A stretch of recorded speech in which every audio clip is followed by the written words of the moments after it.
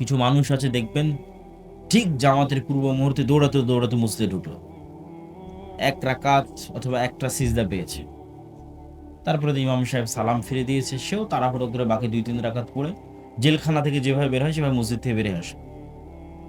এই ব্যক্তি সালাতের কোনো মজা পাবে? একটু জোরে বলেন, কোনো আনন্দ পাবে? পাবে না।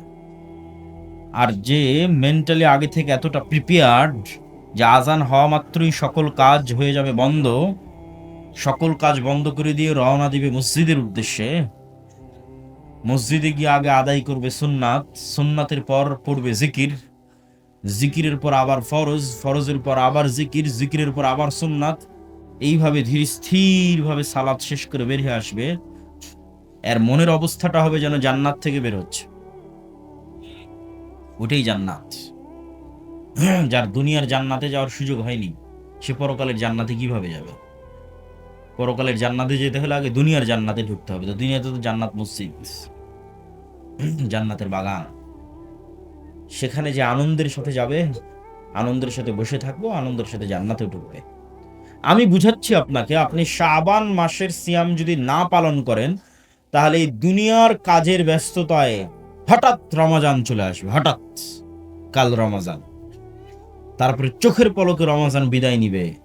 না আদায় করতে পারলেন লাইলাতুল কদর, না আদায় করতে পারলেন ইতিকাফ, না পড়তে পারলেন ঠিক মতো তারাবিহ। আর যে রমাজান আসতেছে তার 1 মাস পূর্ব থেকে প্রস্তুত, শাবান মাসে সিয়াম শুরু করার মাধ্যমে সে তার মেন্টাল সাইকোলজি, তার ব্রেনকে সিগন্যাল দেওয়া শুরু করেছে, আসতেছে রমাজান, আসতেছে রমাজান, রাখতে হবে সিয়াম। মেন্টালি প্রিপারেশন নিচ্ছে সে, তার মানসিকতা তৈরি হচ্ছে শাবান মাসের সিয়াম পালনের মধ্যে। তার কাছে রমাজান খুব চমৎকার ভাবে রিসিভড হবে, মানে সে খুব চমৎকার ভাবে রমাজানকে অভিবাদন জানাতে পারবে এবং হৃদয় দিয়ে মন দিয়ে ধীর স্থির ভাবে সে রমাজানকে মূল্যায়ন করতে পারবে এবং রমাজানকে বিদায় দিতে পারবে।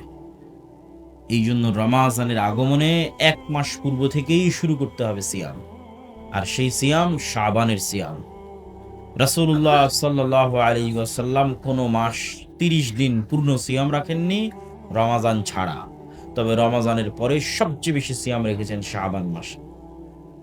আল্লাহ সুবহানাহু ওয়া তাআলা আমাদের সকলকে নফল সিয়াম পালন করার তৌফিক দান করুক বলে আল্লাহুম্মা আমিন। এবং রমাজান আসার পূর্বেই শাবান থেকেই রমাজানের প্রস্তুতি নেওয়ার তৌফিক দান করুক আল্লাহুম্মা আমিন। আমার আজকের সংক্ষিপ্ত আলোচনার বিষয়বস্তু নির্ধারণ করতে চেয়েছিলাম নফল সিয়াম পুরো আলোচনায়, কিন্তু আমি ধারণা করছি হয়তো শেখ আব্দুর রাজ্জাক বিন ইউসুফ এই বিষয়ে কথা বলতে পারেন, এই জন্য আমি সংক্ষিপ্ত মূল গুরুত্বপূর্ণ পয়েন্টগুলো বলে অন্য আরেকটি টপিকে আপনাদের সামনে কথা বলি। যে টপিকটি,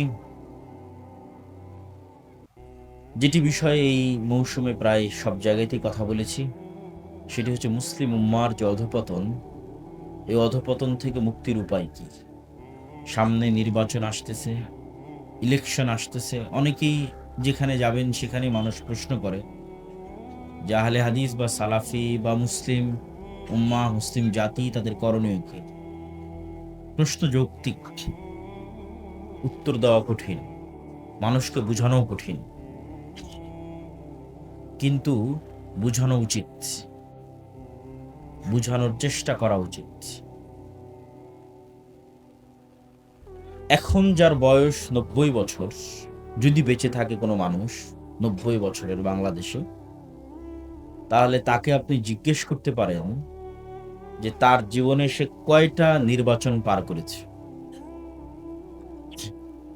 যদি মোটামুটি পাকিস্তান আমল থেকে ধরে বাংলাদেশ আমলের বলা যায় সকল নির্বাচনে সে পার্টিসিপেট করেছে, তাহলে সে আপনাকে ভালো ফিডব্যাক দিতে পারবে যে প্রত্যেক নির্বাচনের আগে মনে করতাম এই দল জিতলে অনেক খুব ভালো হবে, তারপরে জিতার 1-2 বছর পর ওই দলকে গালি দিত।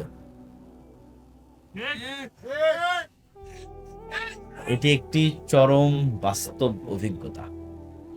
মানুষ যেহেতু শর্ট টাইমে উত্তেজিত হয়, তো ব্রেন আর কাজ করে না, লং টাইমে কেউ চিন্তা করতে পারে না। কিন্তু লং টাইমের একটা সিনারি যদি আপনার সামনে থাকে, যে কোনো মুরব্বী বসে আছে তাকে জিজ্ঞেস করতে পারেন, প্রতি নির্বাচনের আগে তার মনে হয়েছে এবার অমুক দল জিতলে খুব ভালো হবে দেশের। তারপরে দেখা যাচ্ছে ওই দলকে ভোটও দিয়েছে, ভোট দেওয়ার 1-2 মাস 2 বছর পর আবার ওকেই গালি দিয়েছে। এই জিনিসটা ঘটে কেন? এটাই এটি গণতন্ত্রের একটা মজার জিনিস। সে মজাটা হচ্ছে, ছোট বাচ্চাকে আমরা যেভাবে ললিপপ দিই, চকলেট দিই, যে বাবা তুমি কাঁদতেছো, এই চকলেটটা খাও, তাহলে ও অন্য যেটা চাচ্ছিল সেটা ভুলে যাবে। হয়তো মায়ের দুধ খেতে চাচ্ছিল সেটা ভুলে যাবে, হয়তো বাইরে যেতে চাচ্ছিল সেটা ভুলে যাবে, কিছু একটা ভুলে যাবে। ওকে ভুলিয়ে রাখার জন্য ওর হাতে চকলেট ধরিয়ে দেবে।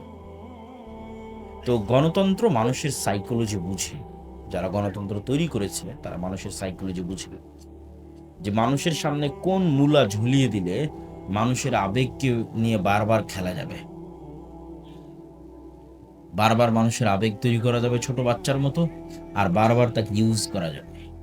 সেই আবেগটার নাম হচ্ছে যে আপনি একটা ভোট দিতে পারবেন, এটা একটা আবেগ, যে আমি একটা ভোট দিতে পারছি। এই আবেগের মাধ্যমে আপনাকে ভুলিয়ে দেওয়া হবে গত 15 বছর কি হয়েছে, আগামী 5 বছর কি হবে। মানে দেওয়ার পরের দিন থেকেই লাথি শুরু হবে। তারপরে আবার ভাববেন, গালিগালাজ করবেন, অমুক করবেন, তুমুক করবেন, আবার যখন ভোট আসবে আবার উত্তেজিত হয়ে যাবেন, আবার সেই দুঃখ কষ্ট ভুলে যাবেন, আরে ভোট তো দিতে পারছি, কি মজা, এইবার শেষ করে দেবো। তা ভোট দেওয়ার পর আবার লাথি শুরু হবে। এই যে এক গেম, একটা লুপ, ঘুরে ফিরে এক জায়গায়, ঘুরে ফিরে এক জায়গায়, ঘুরে ফিরে এক জায়গায়। এই জন্য মুসলিম উম্মাহকে চিন্তা করতে হবে লং টার্ম। যারা এগুলোতে অংশগ্রহণ করছে তাদেরকে, তাদের সাথে সরাসরি শত্রুতা, এটা আমি পছন্দ করি না। আমি পছন্দ করি যে আমরাও তো চাই রাষ্ট্রে ইসলাম প্রতিষ্ঠা, তাহলে উদ্দেশ্য টার্গেট এক, বুঝার ভুল থাকতে পারে, বুঝার ভুল কম্প্রোমাইজেবল, দাওয়াত দিতে হবে, বুঝাতে থাকতে হবে। তো আমাদের উপরও কেউ কথা এটা চাপিয়ে দিতে পারবে না যে আমরা চাই না যে রাষ্ট্রে ইসলাম প্রতিষ্ঠা করতে হবে। আমরাও চাই রাষ্ট্রে ইসলাম প্রতিষ্ঠা হোক, কিন্তু আমরাও আসলে যথোপযুক্ত উপায়ে সেই লক্ষ্যে কাজ করতে পারছি না। সেই কাজ কি? আপনি নিশ্চিত থাকেন 16 কোটি মানুষের ভোটের যা ক্ষমতা, এক প্রথম আলো আর ব্র্যাকের ক্ষমতা তার চেয়ে কয়েকশো গুণ বেশি। 16 কোটি মানুষের ভোট, ব্রাক আর প্রথম আলোর কাছে পঙ্গপাল, তুচ্ছের পঙ্গপাল, রাস্তায় বেরিয়েছে কীট পতঙ্গ, যাদেরকে পা দিয়ে পিষে দেওয়া যাবে। এই কীট পতঙ্গ হচ্ছে 16 কোটি মানুষ। আরো একটু দুর্বল ভাষা প্রয়োগ করা উচিত, কিন্তু জনসমাজে সেটা প্রয়োগ করা যায় না। তো এই 16 কোটি মানুষ তো 5ই আগস্ট 36শে জুলাইও বের হয়েছে। কোনো দাম আছে? কোনো দাম না। আপনার ভোটের 4 আনা দাম না, চুল পরিমাণ দাম না। দাম ওটাই ঘটবে যেটা প্রথম আলো চাইবে, ওটাই ঘটবে যেটা ব্রাক চাই। তাহলে কাজ কি? মুসলমান যে লাফ দিয়ে উঠেই বলে জীবন দিয়ে দিব, এটাই ভুল। যে ভাই ঘোষণা দেন জীবন দিয়ে দিব। ওসমান হাদিও তার বহু বক্তব্য বলেছিল যে জীবন দেওয়া লাগবে না, তোমরা জ্ঞান অর্জন করে একটা কাজ করো, কাজের কাজ করো। প্রথম আলোর মতো একটা প্রতিষ্ঠান তৈরি করতে জ্ঞান লাগবে, জীবন দেওয়া লাগবে না। সেই জ্ঞানই আর কেউ অর্জন করতে চায় না, সেই শিক্ষায় আর কেউ গ্রহণ করতে চায় না। মানে দীর্ঘমেয়াদে কেউ প্ল্যানই করতে চায় না। সবার এখনই দরকার, ইনস্ট্যান্ট দরকার, ইমিডিয়েট দরকার।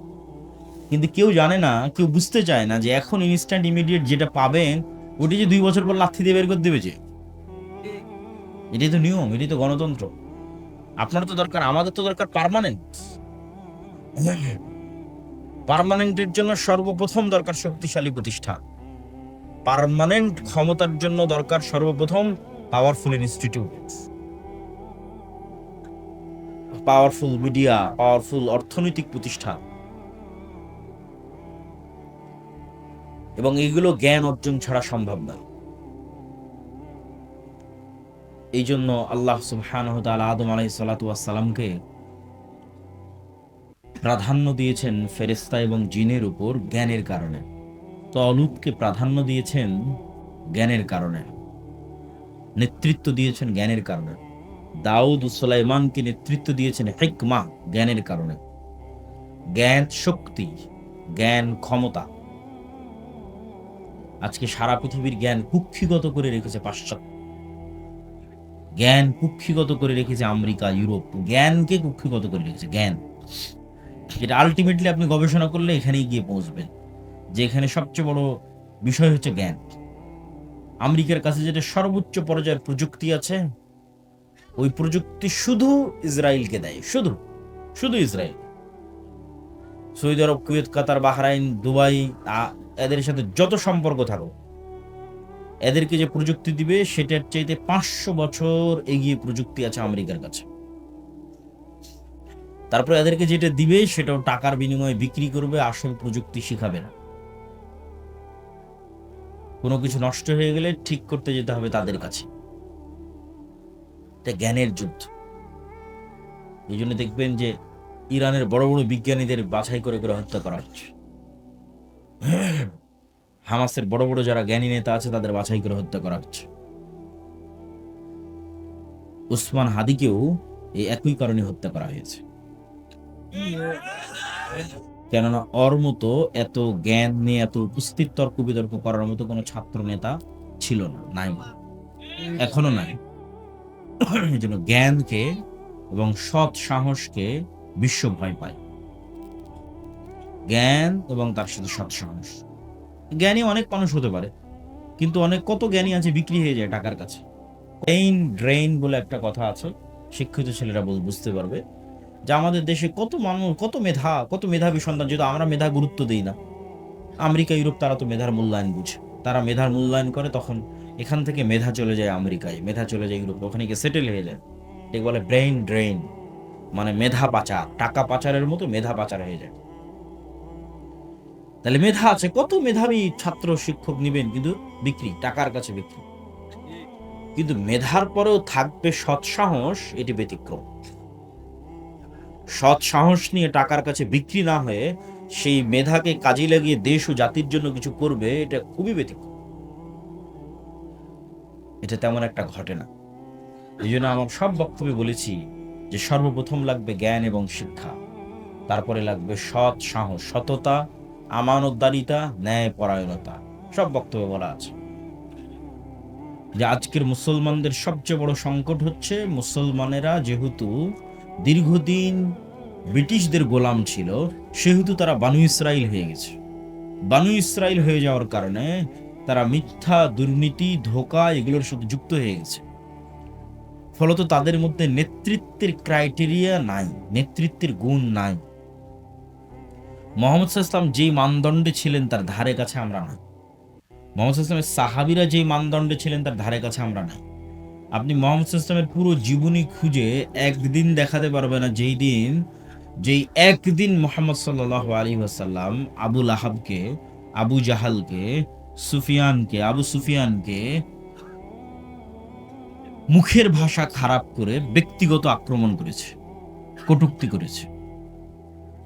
একটা দিন সমগ্র ইতিহাস থেকে উঠিয়ে যাচাই বাছাই করে মুহাম্মদ সাল্লাল্লাহু আলাইহি ওয়াসাল্লামের শত্রুরাও লিখবে না এই কথা, কেন এটা বাস্তবে ঘটেনি। এটা যদি বাস্তবে ঘটতো, যেমনটা আমরা করি, আমরা আলেম ওলামারা করি, যে যার সাথে হয়তো আমি পারতেছি না, তা তখন ব্যক্তিগত আক্রমণ করলাম, আরে ওই তো খাটো, ওই তো বাঠু, ওই তো কানা, ব্যক্তিগত আক্রমণ। আরে তোর বই পর্দা করে না, আরে ওর ছেলে এরকম, এগুলোকে বলে ব্যক্তিগত, মানে মানুষের মান সম্মান নিয়ে টানাটানি করে, এগুলো গোলামদের স্বভাব। তো মুহাম্মদ সাল্লাল্লাহু আলাইহি ওয়াসাল্লাম যদি একদিন এই কাজ আবু সুফিয়ানের সাথে করতেন, আপনি নিশ্চিত থাকেন আবু সুফিয়ান ইসলাম সত্য জানলেও গ্রহণ করত না। আবু সুফিয়ান ইসলামকে সত্য জানার পরও গ্রহণ করত না, কেন যে আমাকে ব্যক্তিগত অ্যাটাক করেছে, তখন তো আমার ইগো তৈরি হয়ে যাবে। ইগো, যে ও আমাকে ব্যক্তিগত অ্যাটাক করেছে, আমি কেন ওর কাছে নত হব। কিন্তু আবু সুফিয়ানও জানে যে মুহাম্মদ সাল্লাল্লাহু আলাইহি ওয়াসাল্লামের হৃদয় ফ্রেশ, বলেন আল্লাহু আকবার। সে নিশ্চিত জানে যে মোহাম্মদ সাল্লাল্লাহু আলাইহি সাল্লামের সাথে আমার যে লড়াইটা হচ্ছে এটা শুধুমাত্র আদর্শিক লড়াই, কিন্তু তার হৃদয় আমার জন্য হিতাকাঙ্ক্ষী, কল্যাণকামী, এটা আবু সুফিয়ান জানে। এই জন্য এটা 1 সেকেন্ডের ব্যাপার যে আবু সুফিয়ান মোহাম্মদ সাল্লাল্লাহু আলাইহি ওয়াসাল্লামের হাতে হাত রেখে বলবে যে আপনার কাছে ইসলাম গ্রহণ করলাম, এটা করতে আবু সুফিয়ানের বাধবে না কেন? মোহাম্মদ সাল্লাল্লাহু আলাইহি ওয়াসাল্লাম ওই ধরনের নেতা নন, ওই ধরনের কিছু তিনি করেননি। সেই ক্রাইটেরিয়া আমরা ফুলফিল করতে পারছি কিনা? রাসূল সাল্লাল্লাহু আলাইহি ওয়াসাল্লামের ওই নেতৃত্বের ক্রাইটেরিয়া নাই মুসলমানদের মধ্যে।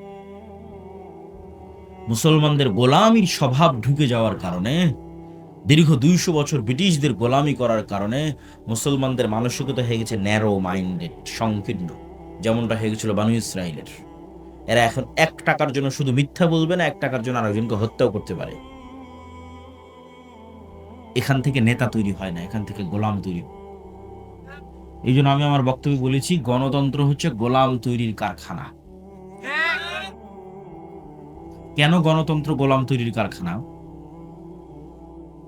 গণতন্ত্রের যে কালচার, এই পুরো কালচারটা নিম্ন লেভেল থেকে উপর লেভেল পর্যন্ত মিথ্যার উপর দাঁড়িয়ে আছে। মিথ্যা না বললে আপনি এখানে রাজনীতি করতে পারবেন না। আপনি নিশ্চিত থাকেন নির্বাচন কমিশনে যত এমপি পদপ্রার্থী হলফনামা জমা দিয়েছে তার শতভাগই বলা উচিত, এমনি একটু ইল্লামান রাহিমা রাব্বি, এই জন্য 99% বলছি, 99% হলফনামায় মিথ্যা। ওর বাস্তব যা সম্পদ সেটা সে সেখানে দেখায়নি, সেটা সে সেখানে বলেন। এই পুরো কালচারটা মিথ্যার উপর দাঁড়িয়ে আছে, পুরো কালচারটা। এখন আপনাকে যেহেতু ভোট নিতে হবে, আপনি আরেকজনের বিরুদ্ধে যদি না বলেন কেমনে ভোট নেবেন? আরেকজনকে যদি ব্যক্তিগত অ্যাটাক না করেন, ছোট না দেখান যে ওই ছোট, ওই নিকৃষ্ট, ওই খারাপ, কেমনে ভোট নেবেন? কিন্তু দেখেন এই বিষয়টাই যে আপনি আরেকজনকে ছোট দেখাতে চাচ্ছেন, এটাই তো মানুষকে গোলাম বানাচ্ছে, নেতা বানাচ্ছে না তো। মেন্টালিটিটা গোলাম হয়ে যাচ্ছে, মানসিকতা তো গোলাম হয়ে যাচ্ছে। একজন নেতা কিভাবে এরকম হতে পারে? মানে একজন নেতা কিভাবে তার দেশের জনগণের মধ্যে বিভাজন তৈরি করতে পারে? এগুলো বুঝার জন্য, আমি যে কথাগুলো বলছি এগুলো বুঝার জন্য চিন্তা শক্তি লাগে, ঠান্ডা মাথায় বুঝতে। মুহাম্মদ সাল্লাল্লাহু আলাইহি ওয়াসাল্লাম হুনাইনের যুদ্ধে অনেক গনিমতের মাল পেয়েছিলেন। এই গনিমতের মাল, হুনাইনের যুদ্ধটা হয়েছিল কিন্তু মক্কা বিজয়ের পর। মক্কার মানুষ কেবল মুসলমান হয়েছে, এরা তো এতদিন মুহাম্মদ সাল্লাল্লাহু আলাইহি ওয়াসাল্লামের বিরুদ্ধে যুদ্ধ করত। আর মক্কার মানুষ কেবল মুসলমান হয়ে মুহাম্মদ সাল্লাল্লাহু আলাইহি ওয়াসাল্লামের পক্ষে নিয়ে প্রথম যুদ্ধ করতেছে হুনাইনের যুদ্ধ।